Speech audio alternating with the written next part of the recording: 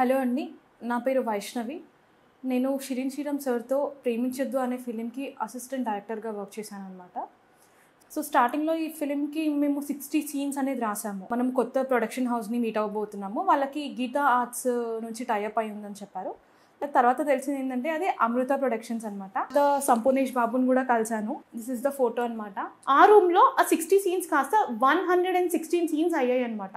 ఆ 116 సీన్స్ కూడా నేనే నా ఓన్ హ్యాండ్స్తో మార్కర్ బోర్డ్ పైన రాశాను. ఇది వెనకాల సీన్స్ అనమాట. ఏమైనా స్పెల్లింగ్ మిస్టేక్స్ ఉన్నాయా, ఎనీథింగ్ అంటే డ్రాఫ్టింగ్ అనేది నేనే చేశాను అక్కడ. సపరేట్ అయ్యాక మేము ప్రేమించొద్దు, తెలిసి తెలియని వయసులో ప్రేమించొద్దు అనే టైటిల్తోని మళ్ళీ రీనేమ్ చేశామన్నమాట. సో ఒకరోజు ఏమైంది అంటే నేను బేబీ మూవీ పోస్టర్ అనేది చూశాను. సో వెళ్ళాను. సో చూస్తూ ఉంటే నాకు ప్రతి ఒక్క సీన్ అనేది చూస్తూ ఉంటే నాకు అక్కడ టెన్షన్, పానిక్నెస్ అనేది స్టార్ట్ అయ్యి బాధేసింది. ఇంటర్వెల్ వరకే వచ్చేసింది. మోస్ట్ ఆఫ్ ద సీన్స్ అన్నీ కూడా నేను రాసిన సీన్సేనండి. అంటే మా డైరెక్టర్ సార్, షిరిన్ సార్ చెప్పే సీన్స్ అన్నీ కూడా నరేట్ చేస్తూ ఉంటే నేను రాసాను, నా ఓన్ హ్యాండ్స్తో నేను రాశాను అనమాట. ఆల్మోస్ట్ 25 to 30 సీన్స్ అండి అందులో కాపీ కొట్టినవి. షిరిన్ నీ దగ్గర నుంచి నేను తీసుకున్నాను ఇది అని చెప్పి కాపీ రైట్స్ కానివ్వండి ఏది కూడా చేయలేదు. సో ఇంటర్వెల్లో నేను కాల్ చేసి చెప్పాను సార్కి, సార్ ఈ మూవీ అనేది మన దగ్గర నుంచి కాపీ కొట్టింది సార్, ఈ సీన్స్ అనేది నేను రాసాను సార్, అందులో మేజర్గా చాలా సీన్స్ ఉన్నాయి కదా, ఇది సార్ మనం చేసినది, మన ఇన్ని ఇయర్స్ కష్టపడిందంతా కూడా వేరే వాళ్ళు తీసేసుకున్నారు సార్, కాపీ చేసేసారు అని చెప్పి నేను చెప్పాను సార్కి. మీరు ఎలా చెప్పగలుగుతారు మీరు రాసాను అని చెప్పేసి సాయి రాజేష్ గారు, నాకు ఇప్పటికీ అర్థం అవ్వట్లేదు. పెద్ద పెద్ద స్టార్స్ మాట్లాడుతుంటే కూడా మీరు రాసిన అని చెప్పి చెప్పారు. ఒక అసిస్టెంట్ డైరెక్టర్ రాసిన సీన్ మీరు రాసిన అని చెప్పారు. పక్కన సీన్స్ దొబ్బేసి మీరు రాసిన అని చెప్పేసి గిఫ్ట్ సీన్స్ కాపీ చేశాడు. అప్పుడు కూడా కనీసం అంత పెద్ద యాక్టర్తో కూడా అబద్ధం చెప్పించాడు. కనీసం అప్పుడన్నా లేదండి ఈ సీన్ ఒక అమ్మాయి రాసింది, లేదా నా ఫ్రెండ్ షిరిన్ దగ్గర నుంచి తీసుకున్నాను అని చెప్పున్నా వీ వుడ్ హ్యావ్ ఫెల్ట్. మాకు రెస్పాన్స్ ఏమొచ్చింది అని అంటే నేను మీకు చెప్తామన్నమాట. రెస్పాన్స్ ఏంటంటే సాయి రాజేష్ గారు ఈ స్టోరీ అంట షిరిన్ సార్కి చెప్పారంట. ఆయనే షిరిన్ సార్కి నరేట్ చేస్తే షిరిన్ సార్ రాసారంట స్టోరీని. Amrita production is looking for our fresh talent for an upcoming Telugu movie produced by Sai Rajesh Neelam. ఇక్కడ క్లియర్గా చూడండి, ప్రొడ్యూస్డ్ బై సాయి రాజేష్ నీలం, డైరెక్టెడ్ బై అని కూడా లేదు ఇక్కడ కూడా. ప్రొడ్యూస్డ్ బై సాయి రాజేష్ నీలం, డైరెక్టెడ్ బై షిరిన్ శ్రీరామ్. ఇక్కడ ఈ పోస్టర్లో అమృత ప్రొడక్షన్ లోగో ఉంది, సాయి రాజేష్ నీలం అని ప్రొడ్యూసర్ అని ఉంది, అండ్ ఇక్కడ షిరిన్ శ్రీరామ్. సో ఇక్కడ నెక్స్ట్ పాయింట్ ఇంకోటి మెన్షన్ చేశారు ఏంటంటే triangle love story is common in every plot అని చెప్పారు. ఎక్కడండి, ఎక్కడ కామన్? ఓకే, నార్మల్గా ట్రయాంగిల్ లవ్ స్టోరీ కామన్ నేను చెప్తాను, కానీ ఒక బస్తీ అమ్మాయి సైమల్టేనియస్గా ఒక బస్తీ అబ్బాయిని అండ్ ఒక రిచ్ అబ్బాయిని లవ్ చేసినట్టు ఏ స్టోరీ ఉందండి? ఏ మూవీలో ఉంది? ఏ ప్లాట్లో ఉంది? ఒకసారి చూపించండి మాకు. మేము ఇంత అమ్మాయిని ట్రెడిషనల్గా నీట్గా చూపిస్తే వీళ్ళేమో ఒక అమ్మాయిని ఇంత బ్యాడ్గా చూపించారండి. యూ కెన్ సీ పోస్టర్ అనేది ఎంత వరస్ట్గా ఉందంటే. సో ఫైనల్గా నేను ఏం చెప్పాలనుకుంటున్నానంటే నేను నా కెరీర్లో ఎన్నో రకాల కాపీస్ని చూసానండి. అంటే వేరే లాంగ్వేజెస్లో డబ్ చేసినవి, రీమేక్ చేసినవి, హాలీవుడ్ నుంచి కాపీ కొట్టిన సీన్స్ని ఎన్నో చూసాను. కానీ ఇక్కడ విచిత్రంగా ఏంటంటే, విచిత్రం అనుకోవాలో లేకపోతే వెర్రితనం అనుకోవాలో నాకు తెలీదు, పక్క డైరెక్టర్స్ అసిస్టెంట్స్, అంటే మన అసిస్టెంట్స్ కూడా కాదు, పక్క డైరెక్టర్ అసిస్టెంట్స్ దగ్గర నుంచి సీన్స్ కాపీ కొట్టి మన మూవీలో వేసుకోవడం అనేది చాలా వరస్ట్ అండ్ చాలా చెత్త. మీరు చాలా గ్రేట్ అండి. Thank you. నా పేరు రవికిరణ్ రాజు. నేను ఒక aspiring film maker, writer, producer. So ఈరోజు మీ ముందుకు నేను ఎందుకు వచ్చానంటే ఈ మన బేబీ సినిమా గురించి, ఆ ఇష్యూ గురించి, అది సాయి రాజేష్ నిజంగా తానే రాశాడా, అది నిజమా కాదా అనే దాని గురించి నేను మాట్లాడడానికి మీ ముందుకు వచ్చాను. సో సాయి రాజేష్ అనే ఈ పర్సన్ నాకు తెలిసినప్పుడు ఫిలిం అనే లాంగ్వేజ్లో, ఫిలిం అనే హిస్టరీలో ఏబిసిడికి ఏ కూడా పలకలేని స్టేజ్లో మా దగ్గరకు వచ్చినప్పుడు కరుణించి జాలి చూపెట్టి, ఏది మన ఎర్ర బస్ ఎక్కి చాలామంది ఇట్లా రోడ్డు పైన అనాథలు ఇట్లా చదువు లేకుండా తిరిగిపోతే అరే బాబు తిండి పెట్టి ఏదో ఒకటి నేర్పిస్తారు కదా, అట్లా షిరిన్ అనే ఒక మహానుభావుడు సాయి రాజేష్కి ఇచ్చిన దాన ధర్మం ఏంటంటే ఒక టీజర్ డైరెక్ట్ చేసి హృదయకాలయం అనే ఒక సినిమాకి అతనికి కెమెరా తెలియదు, సాయి రాజేష్ కెమెరా అంటే తెలియదు, డైరెక్షన్ అంటే తెలియదు, రైటింగ్ అంటే ఏమీ తెలియదు. అతనికి తెలిసింది ఏంటంటే ఈ రంగుల ప్రపంచంలో ఉండాలి, అందరి చేత పొగడతలు అతనికి కావాలి, ఎలాగైనా సరే గెలవాలి అనే ఒక మైండ్ సెట్, ఒక నెగిటివ్ థాట్స్తో ఒక రాంగ్ వేలో, ఒక రాంగ్ డైరెక్షన్లో అతను ఫిల్మ్ ఇండస్ట్రీకి ఎంటర్ అయ్యాడు. సో అట్లాంటి క్యాండిడేట్కి షిరీన్ అనే ఒక గురువు లైఫ్ ఇచ్చాడు. హృదయకాలయం అనే సినిమాకి అతనికి డైరెక్షన్ రావట్లేదు, ఏం చేయాలో అర్థం కావట్లేదు, అందరికీ చెప్పేసుకున్నాడు ఇది నా సినిమా అని. షిరీన్ అప్పుడు శ్రీరామ్ దగ్గర ఉన్న కథను దొంగలించి అమాయకులైన బేబీ సినిమాలో నటించిన యాక్టర్లకి అది తన కథనే అని చెప్పి నమ్మించి యాక్టింగ్ చేయించి ఆ సినిమాని విడుదల చేశాడు. అంటే అతనే తప్పు చేశాడు, అతనే ఒక క్రైమ్ చేశాడు. ఆ క్రైమ్ అతను చేసి యాక్టర్లకి, మ్యూజిక్ డైరెక్టర్లకి, సినిమాటోగ్రాఫర్ వీళ్ళందరికీ పంచిపెట్టాడు. షిరీన్ని క్షమించు అని ఒక్క మాట అడిగుంటే షిరీన్ అంత మంచివాడు. అతని పేరులోనే శ్రీరాముడు ఉంది. శ్రీరాముడు ఎంత కామో ఇతను కూడా అంతే కామ్. ఇలా అరే పోరా, ఇది నాకు ఒక తుచ్చం, దీన్ని వదిలేస్తా, ఇట్లాంటి నేను 100 కథలు రాసుకొని తీసుకోగల కెపాసిటీ ఉన్న షార్ట్ కట్లో వచ్చే విజయం, సక్సెస్ ఏది నిలబడదు. సో ఇందాక చెప్పినట్టు క్షమించు అని ఒక్క మాట అనలేదు కాబట్టి ఇప్పుడు మేము ఇవన్నీ చేయాల్సి వస్తుంది. కలర్ ఫోటోకి నేషనల్ అవార్డు వచ్చింది అని నేను విన్నాను, అని నమ్ముతున్నాను కూడా.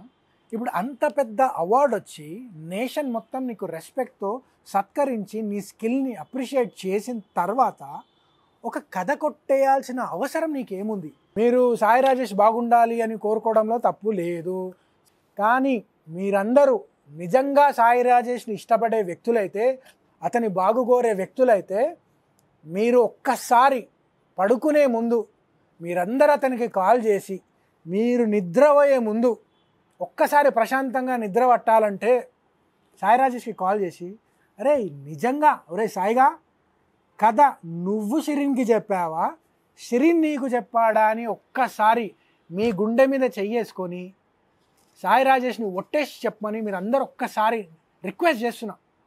అతన్ని మోసం చేసి నువ్వు బాగుపడలేవు. ప్రేమించొద్దు అనే ఒక ఒరిజినల్ కథ ఎలా పుట్టింది, ఆ ఒరిజినల్ కథని ఎలా దొంగలించి బేబీ అనే సినిమా తీశారు.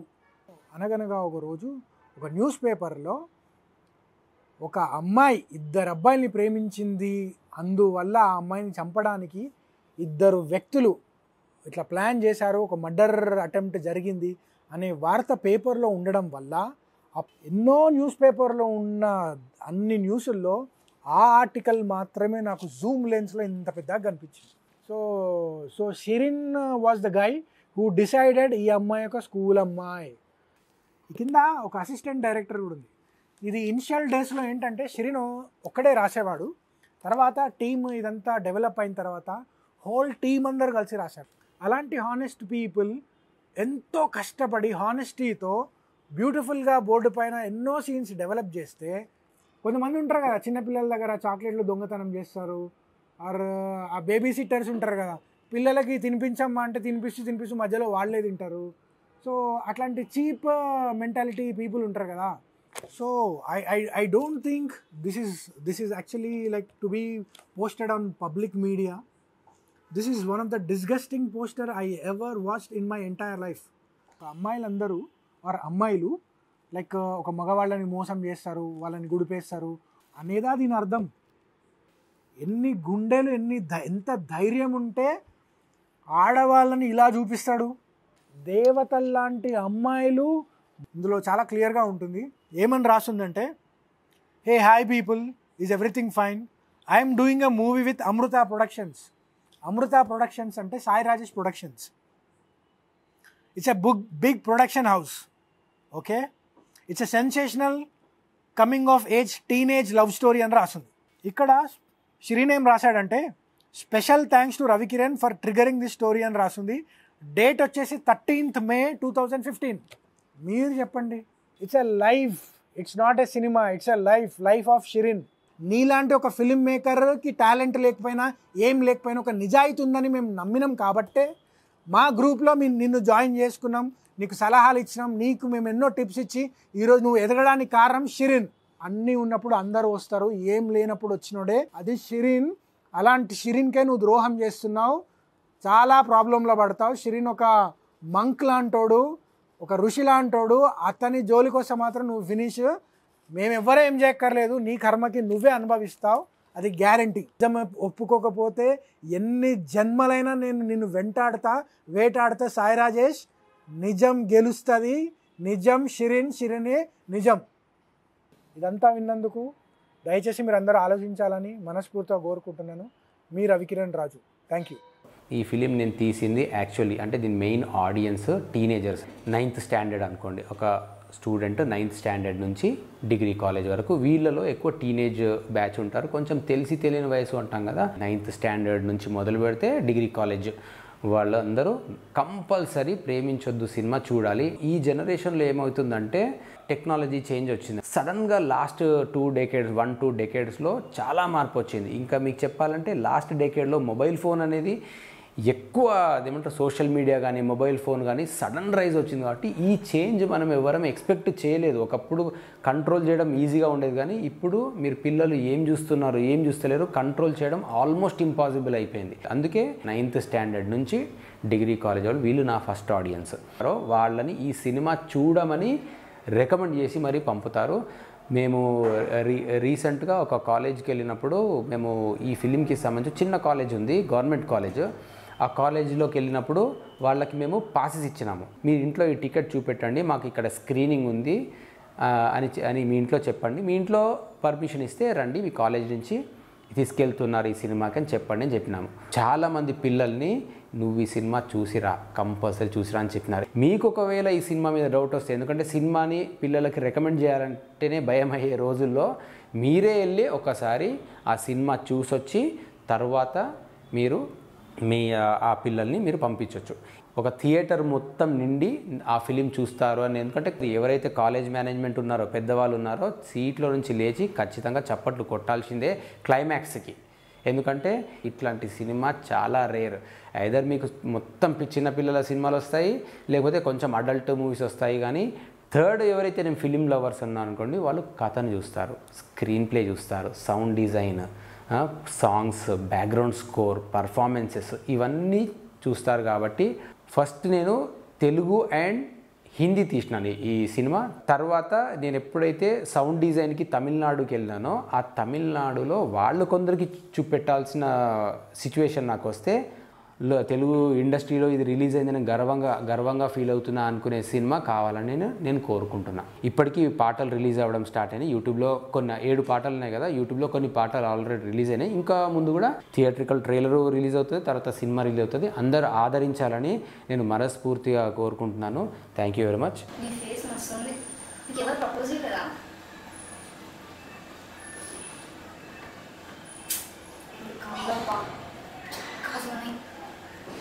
చెప్పలే వస్తున్నప్ప హీరోల కొను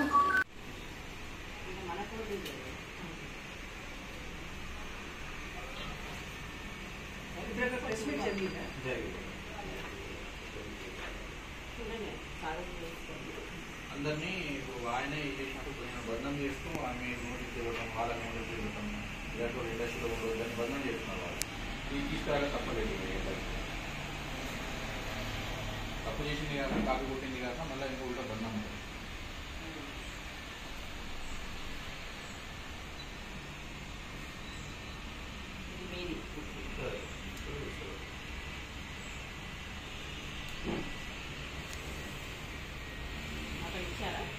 అక్కడ ఇచ్చాము. ఓకే